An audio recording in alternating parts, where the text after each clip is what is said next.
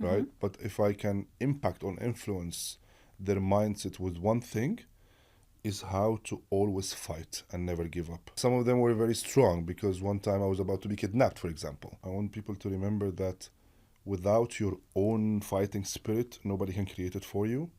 So I cannot say more about countries because I've been to 138 countries.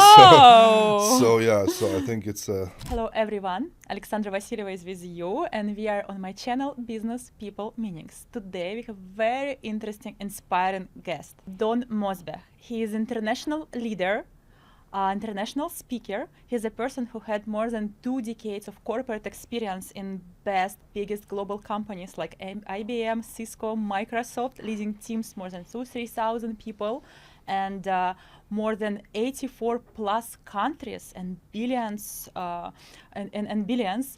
And today I'm really so interested to know him better, to know him deeper, to know his secrets of success in his life and in Middle East. Welcome to my podcast. Alexander, thank you so much for having me today, and I'm really excited to be with you on your channel and for your audience as well. Thank you so much for coming. But today I would like to focus not only on your career, but on the person behind the career.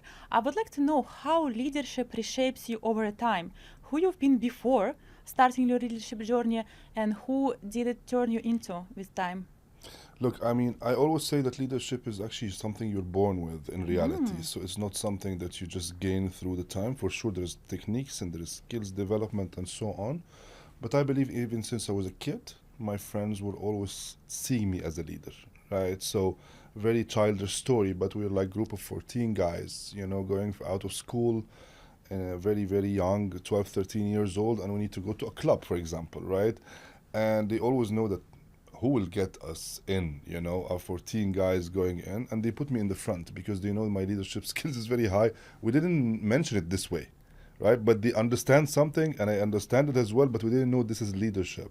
And I always get them in, right? So I negotiate and make it happen and so on. So I think it's something that I was born with, in a way. However, God was giving me a lot of blessings to go through the biggest organizations, as you mentioned, to be part of them, which strengthen my power of leadership. There was a lot of investments also in my leadership skills from these companies on trainings, on courses, and so on. And definitely nothing beats practice, right? So the practice of leadership that I had through all the years, starting from a junior guy to a C-level person, I think it strengthened everything about my leadership skills. How it changed me? I think every phase of my life have a different type of leadership, I would say, right? So I would say in the 20s, let's say, I was considered as not a big leader, but small leader, I would say. And I think at that time I was very more actionable in a way that more aggressive, let's say, I want to make things happen very fast and so on. And this was part of my leadership that I need to change because not everything has to be fast. You need to be wise, you need to take a breath, you need to understand, go back to the main strategy that you develop and so on. When you go to the 30th, you feel like, okay, this is the struggle time for any successful leader, and you need to balance between your life, the personal life, the business life, and your leadership to grow. And you start getting a lot of offerings to go out of this path and go to somewhere else. But again, I was really blessed to be part of the right organizations that keep me focused, non-distracted, and also invest in my skills of leadership. So it teach me another level of leadership, which is the patience side. You have to be patient away, continue focusing until you reach your goal. I think the phase that I'm in right now, which is after 40, is completely different phase of leadership when I'm much more mature as a leader. I'm much more conscious leader, as you call it before, which means that every step I take on a leadership, either position or deal or customer or partner or team leadership as well, because leadership is not about only managing your team, right? You're managing everything around you. So it's not leadership of one thing. It's well researched, very detailed, oriented, understanding the steps that we're going, understand the risk of taking something as well behind. So I would say it's much the most stable phase of leadership that I'm passing through. And based on the other phases that I explained to you, it teach me to reach to that level, right? So also it start to give you more of your tribe build new successors. You try to create new leaders as well. So every step of leadership change in you, I would say. That's very interesting, actually. Yeah. Do you remember the turning points, like you've described? You've been so focused, so goal-oriented, so overachiever, and then at some point you turn into conscious path. Do you remember the turning point, maybe one or few, which moved you to this direction? One of them was a failure, for sure, right? Because I always believe that we get successful based on failures, right? So, which means that we're working and we're trying hard to achieve something. And this is where the point that you find the main strength in you, right? Because some people take the failure and they go get addicted to something or whatever. They just drop everything and they feel, oh my God, I'm lost and so on. And the real powerful person and the strong person is the one that he finds from the failure his main or her main strength. And this is what I passed through. And it was 10 years ago, I would say. Actually, now we're 26, so it's almost 11 years. Where I had a very bad incident of losing a lot of things, right? On a personal side, on the business side, all the investments, all the cash and so on, which was very much hurting because, you feel like your effort is gone in a way. You did a lot of work, especially I'm talking about successful person who really did it by his own, building all this. But it was a turning point because at that time I was like, okay, there's no reason to be actually sad. There's no reason to be angry about it. It's a momental anger, but it's not like a long term because the main answer is to who did all of that before? It's me. Who can do better? It's still me, right? So this was the conscious leader part of me saying that whatever happened, happened. I did all of that. I built this thing. Let's say this is a small building and you lost it, right? But this is the same person who can build a huge tower and even build a city around it. So that's how was my thinking to move to the conscious leadership part. So you can say now that you are growing, but in a different way, different pace, and different principles than before. Completely different.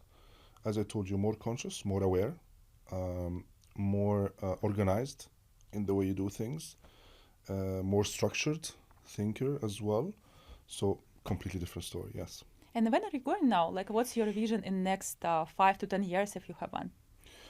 I have a lot, not only one, but I would say my vision is to use my capabilities to satisfy and comfort myself as well. So a majority of my life in corporate world, I was satisfying someone else at the end, right? So you're serving another organization, which again, it was amazing blessing. I learned huge things that people just dream about. But at the same time, my vision is to now use that for myself and try to leverage all these things to satisfy myself. Because you reach a point as a leader that you want to feel free leader, right? And I will not say even the president of a country is not a free leader, right? Because he's still influenced by many things. But at least from my side, it's something about building my own brand that makes me free in leading the way I want to be. And at the same time, using or leveraging this brand of leadership, giving all the history, 27 years till now, to grow at the same time to start helping people as well. Because I believe knowledge is given to you through all these years for a reason, not to keep it for yourself. And the real leader will start sharing this information with other people, transferring knowledge, helping people, mentoring them, coaching them, driving their leadership part from within, finding actually real leaders that he can develop, finding successors. So that's my vision for the next, I would say 10 years. That sounds great. And now you're moving more to media world. So you are speaking internationally in different countries, in so many countries. You have your podcast. You're a very impactful figure in this region, and I think globally as well. What moved you to publicity? What was your turning point to get visible, viral?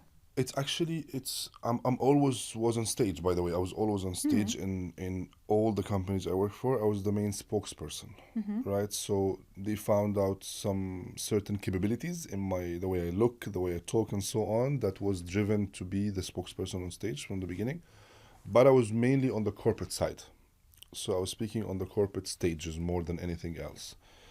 And as I mentioned to you, finding myself that I love it. It's not something that I do it with fear or with anger, or it's actually when I go on stage, I feel free, Wow. regardless of the topic I'm talking about. So it was mainly the corporate side on the business side. Still, doing this as an entrepreneur as well is combining the corporate world with the entrepreneurship world, which I'm moving into. And I think it's just beautiful Wow. because you feel free and you talk to people. People start being impacted by you, being influenced by you. And one thing to share with everyone, and you're also a speaker, so you don't see everyone when you're speaking, but they see you. And that's very powerful because they follow the way you talk, the way you walk, the way you pronounce words, the way you focus on certain voice that they want to drive through them. And in our speaking slots, we always increase the tone and lower the tone, right? This is so powerful and so impactful that people will come to you and tell you, and it happened to me a couple of times, actually many times, but the one I remember, somebody coming to me and said, "You don't remember me, but you changed my life. Wow. One word from you, I stopped my business working for someone. I opened my own company and look, this is my business card. I want to take a photo with you." How powerful is that? It's so powerful. So I believe going to the entrepreneurial speaking, you give you more freedom to speak about the topics that you want to speak about as well. On the corporate world, I'm still on stage all the time because I love it. And I am so much expert in that. So it's the same thing, but it's more related to a topic about certain technology, for example, or certain business acumen of the topic. On the entrepreneur side, it's more on the leadership side, more on the negotiation side, more on the mentoring, the coaching, the advisory side of the story. So, but with all honesty, I love them both because I'm used to it as well. Mm-hmm. And I really enjoy my time on stage. Wow, it feels like you're absolutely in the right place in your life, right time, right Thank you. place, like absolute fit. And you're speaking and getting visible and worldwide. It's like an extension of your personality. That's exactly True. how it's supposed to be. And what is your main motto? What would you want to be remembered for, let's say 10 years later? What do you want people to say about you? I want to make sure that people, with all honesty, I don't like to care about people saying something in general because it's their opinion, right? Mm-hmm. But if I can impact or influence their mindset with one thing, is how to always fight and never give up. Wow. I want people to remember this all the time. I want people to remember that without your own fighting spirit, nobody can create it for you. Without finding your own way, nobody will support you. This is a reality. You can make a lot of people, you can meet a lot of people, you can make a lot of connections, you can use the social capital. It's very powerful, but it all depends on you. You need to fight for your own sake and never give up. Wow, that's so inspiring. Yeah. That's amazing. So you think the key takeaway of leadership is ability to fight and keep moving? All the time.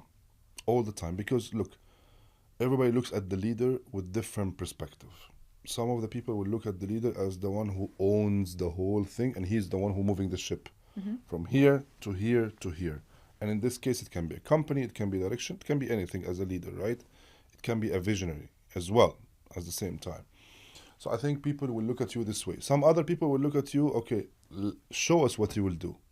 You are in power, show us what you will do, how it will happen, how you will move the things in that direction or that direction. So I think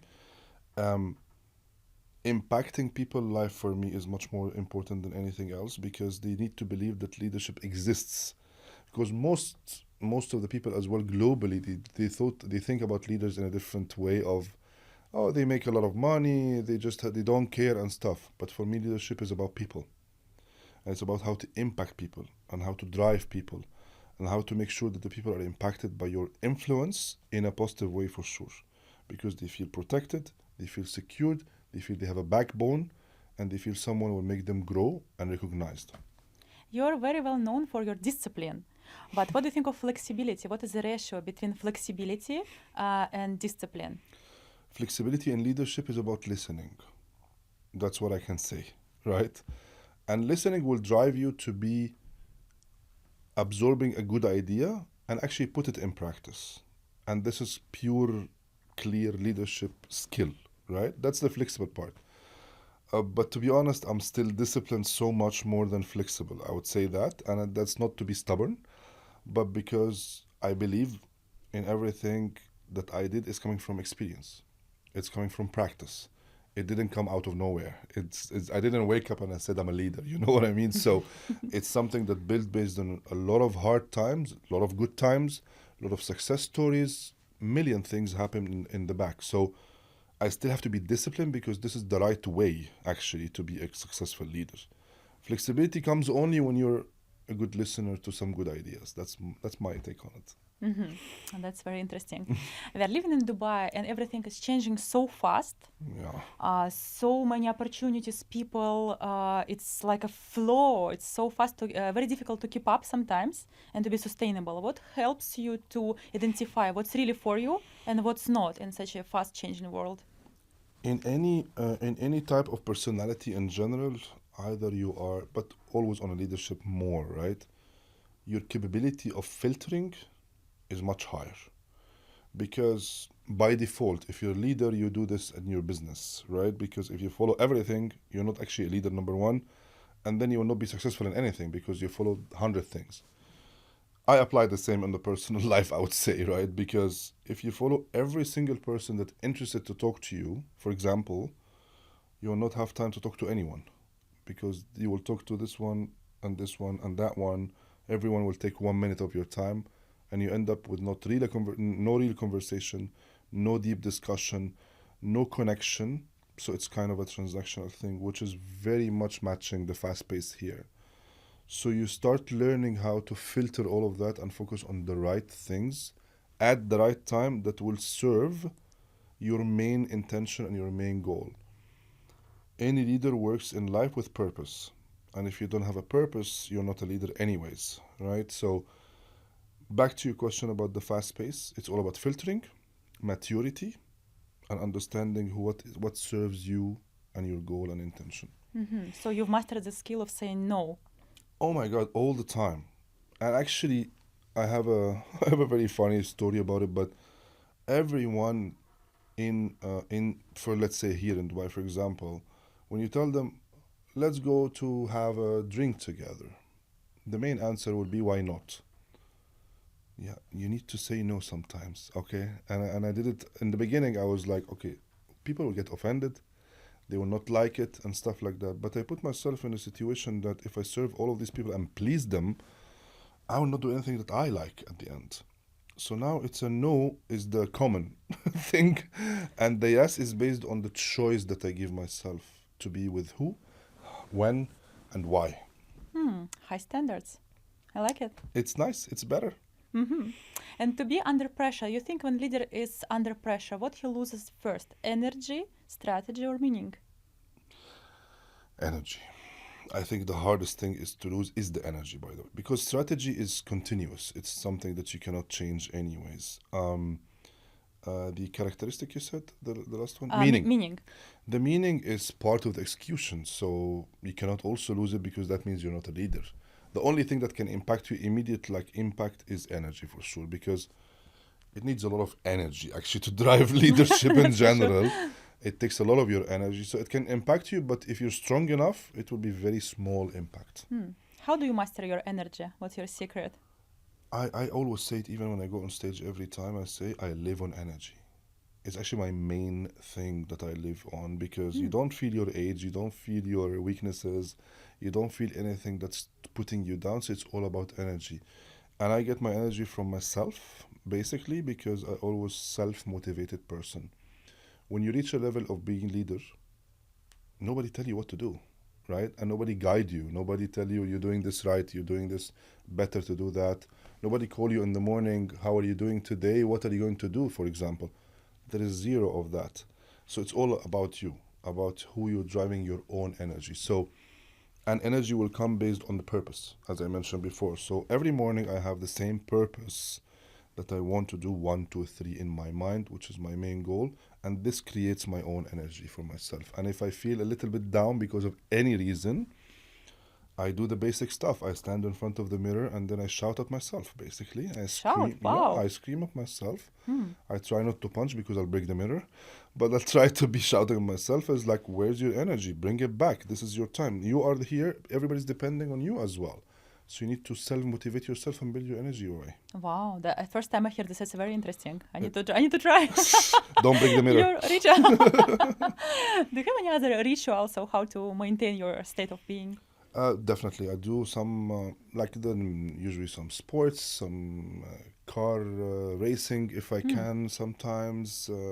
A lot of adrenaline kind So of you're driven. adrenaline junkie? I am. I'm very much into that. And if you consider the amount of travel I do, the amount of sleepless nights in my life, you will feel, oh my God, this is too much. It's like, how can you do that? But it's part of the rituals that I like to do. I love travel a lot.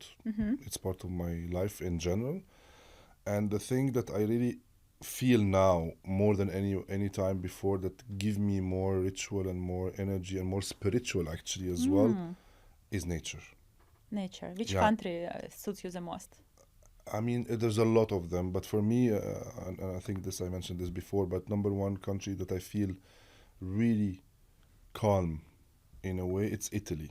And I know Italians are very energetic people and they talk a lot, but the country is matching me 100%. Every time I go there, I feel like I'm relaxed, I'm more calm because they have the mix of everything, right? So they have the culture, they have the history, very long as well. They have the beautiful nature, they have amazing food. People are very down to earth, they're very nice. So they have fashion, it's like All together. all the mix of what's matching my character is definitely Italy. For sure, California is one of my favorite places. Cape Town in South Africa, Wow. which is something also some people doesn't know about, but it's very, very nice place to go there and feel yourself. You go with the flow. You enjoy the nature part. You're watching whales in the ocean and eating very nice, steak with some wine and stuff. That's very, very interesting for me as well. Russia, for sure, because huge amount of land and every piece of it represents something and something very strong with a long history, a long way. People are very elegant, they're very clear, they're very well educated, So I think these mainly the ones that I feel more attached to. But in general, I learn from every place I go. Like everywhere I go, I find something that I love. Africa, I was there doing safari, part of my business trip few weeks back, and you have no idea how much I enjoyed connecting to animals and understanding what their life looks like, and you see even leadership in what they do by nature. So I cannot say more about countries because I've been to 138 Wow. countries. So I think it's What was the most unique experience? Which country? Oh, no. Nobody goes. There's a lot, but I cannot share some of them because some of them were very weird. Yeah, some of them were very strong because one time I was about to be kidnapped, for example. Wow. So that one I cannot share. There's a lot of different experiences I can say. So you like to be at the age? I love it. It's more adventurous. It's beautiful. It's a new energy as well. And you learn a lot. And this is why when somebody start to ask me the question that common in Dubai, where are you from? You start to feel like actually I'm not from anywhere because I'm belonging to everywhere. You're becoming international more than anything else, learning from people, understanding people, and at the same time adapting with people. And that's why when you travel more yourself, you go to anywhere, you feel like it's home. Yeah, it's like when people ask me, where are you based? Sometimes I say I'm based in the airplane, 100%. We spend more time on a flight than our bedroom. You sound like a very spiritual person as well. How do you see spirituality in line with leadership nowadays? I never studied spirituality, to be very honest. It was not part of my radar screen. It was not part of... Not a part of the agenda? I would say. But there's something deep inside that I always follow spiritually, but I didn't know it's something exists, you know what I mean? It was natural relationship between me and God, for example, right? So there's always discussions happening back and forth. There is always grateful attitude, thankful attitude to how much he gave me in my life, how much he took me from one place to another, how much he put me in the right place in the right time, how much he helped me go out from a bad situation to a very good situation. how many blessings we actually have that we wake up every morning, we can still walk and talk, and you know what I mean. So, and I'm not being here like someone really extreme, but this is a reality. Sometimes we forget that. When we have like bad throat, like I did since yesterday, that's why my voice is different a little bit. You know how much you suffer? A lot. Imagine the other people who doesn't have anything. They cannot walk, they cannot talk. There's a lot of things, right? There's a lot of stories behind it. So I think spiritual came from that level. As I mentioned, it was very natural kind of connection. And I believe it's 100% real and it's 100% needed. And it's totally related to leadership because I look at him as my leader. Wow, that's very interesting. Yeah. And I think leadership concept changed completely nowadays. Like we're moving to conscious leadership. How do you see it in your own journey, first of all, and generally, like where we're going to? Look, I mean, there are some created leaders in these days, right? Which I don't favor myself because I don't believe this is true and this is not real. Because I believe leadership is not about the title at all. Leadership is about facts. Leadership is about actions. Leadership is about direction, vision, mission. All of these things are real things based part of leadership. The created leadership is the one that start differentiating people, and that's why you say conscious leadership. And by the way, conscious leadership is actually the real leadership. It's not new. What happened is that because there's two types now created, the created ones, which are not supposed to be leaders, and the real leaders, we call them conscious because they know what they're doing, right? So they're not doing anything extra, by the way. So it's like trendy. It's kind of trendy. I'm not doing anything extra since I started. I'm just developing. I'm just growing, right? Based on hard work, dedication, commitment, discipline, everything, studying, learning from others as well. That's conscious leadership. The other one is just creative leadership, so I don't know how to call it even because I don't care about it too much. It's very important not to care of what other people say, what they think even sometimes, so it helps you to focus on yourself. So what's your focus on 2026? What's your vision? What's the most exciting anchor in upcoming year? Growth. Growth and growth and growth. I smell it, I feel it. I even have the taste of it already on my mouth, and I know that this will happen. So it's a new energy completely. I think every hard work you do in the year before, with the good and bad, every learning experience you have from even relationship, partnership, people you talk to, it pays off in the right way if you still keep your focus clear. So I think what I feel for 2026 is a pure growth factor and a clear success path, and that's my main focus. Wow, so you've manifested it. I did. Do you believe in manifestation? I believe in manifestation as a side tool, but without hard work, nothing will happen.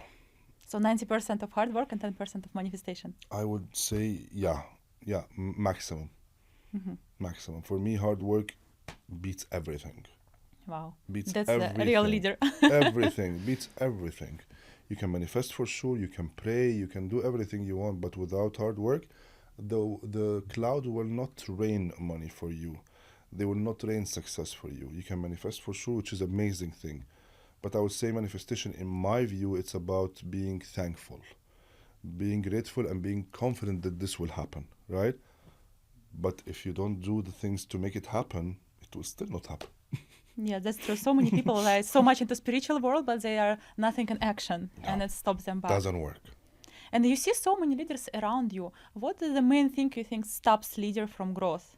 The main one thing, if you could name it. The limitation, their own limitation is the one who's stopping them from growing, right? Because they put for themselves limits. They put for themselves a ceiling. That's the maximum I can reach, right? If you ask me in anywhere, in any business I do with anyone, I never say anything about limitation. I say even the sky is not the limit is not what I follow. So you're unlimited. Completely unlimited. Unstoppable and unlimited. 100%. Because, look, once you start realizing your potential, it's unlimited. Because if it's real potential, there is no limitation for it, right? It takes you from one place to another place to another place to another place, but it's all on the growth side. So the only one who's limited are the ones who stop at a certain point of time to be a leader. And what is the way to work on your limiting beliefs if you found one? Fight with yourself. Again, the only one that you need to beat is yourself. And if you think about leadership in general, who are you competing with? Always yourself. Yourself, because you want to beat your numbers. You want to challenge what your success before to get a new success. It's all about you. So beat your success, compete with yourself, and pass the challenge. This is the only thing that you beat your limitations, because limitation come from comfort, right? So you feel, oh, I'm a leader now, everybody loves me, I'm making this, everybody recognizes. Is that it? So you're doing it for people, not for you. If you're doing it for you, no limitation. And one more thing which I see in the leaders, when you grow, many people live your life. Sometimes leaders feel so lonely because they're losing friends, they're losing sometimes their partners. How to balance it? How to go through knowing that you are losing so many people around you? How not to feel lonely, leader? Okay, first, it's true, because it's part of growth is to lose people, right? But the reality is that you didn't lose people. You just removed people. There's a big difference, because losing people, it means that someone I care about or someone close to me or dear to my heart. That's not true. Because if they are dear to my heart, they will stay. And if they are close, they will come closer. If they are removed, that means they were not even important before. This is the reality of it. So success tests the real connections. 100%. So you start filtering and removing. It's the same like when you have a phone list and you delete, right? It doesn't mean you lost the number. It's your decision to delete it. So this is how I see it impacting. It feels lonely sometimes. It feels lonely because your expectations are much higher right now as a leader, right? So you're expecting people dealing with you are the same level, the same standard, the same class, the same elegant, in many ways, right? So you start feeling, oh, they don't exist. Where did they go? Am I alone in this world? I'm alone and alone. But again, I always say, and I think I heard it many times before, but it's better to be lonely and successful as a leader than having a lot of people but not successful on the ground. That's very important to understand for many people. Yeah. All right, and what is your next challenge and next? Of course, you're unlimited, but still maybe you feel sometimes you sense something in you, a little limit. What's the next challenge for you personally, which you want to overcome? My time. I have a very big challenge with my time, that's for sure. And I think it's a common thing, actually. But I'm really trying to figure out how to manage my time in a proper way. And I know it's very crazy to hear as a leader, but this is reality, because the more you grow, the more your time is less. This is basic. People think when you grow as a leader, you have more free time. That's actually not true, because that means you're comfortable already, so you're not challenging yourself. For me, I think time is one of the biggest enemies in our world in general at the moment, because the amount of distractions you get is too much, right? So you have one or two mobiles, you have laptops, you have phones, you have calls, you have da-da-da-da. It's a lot of things.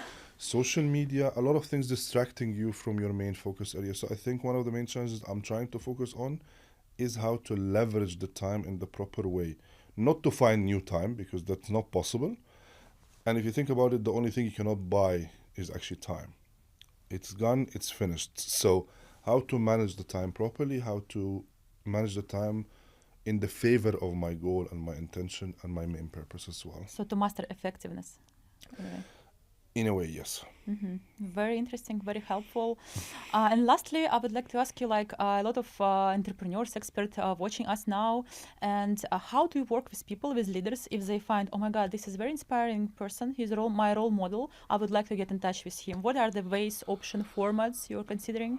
Look, I mean, at the end of the day, that would be amazing for sure, because I will feel that I'm doing something good for people as well. And I will leave my link in the bio, so you can connect with me directly and get in touch. Ask me anything you want for sure. But you need to have one thing in your mind: to be ready. So it can be like one-to-one coaching, group coaching, corporate trainings? It can be all the options. It depends on the type, the size, and the need as well. Because at the end of the day, it's a need, right? So we need to identify the need from the other side, and then we work on it together.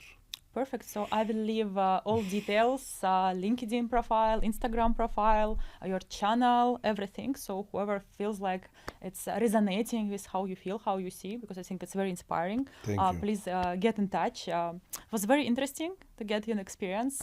Thank you so much. And maybe at the end, you would want to wish something for our subscribers. Oh, absolutely. For sure. For the new year, I will tell them Happy New Year, first of all. Thank you.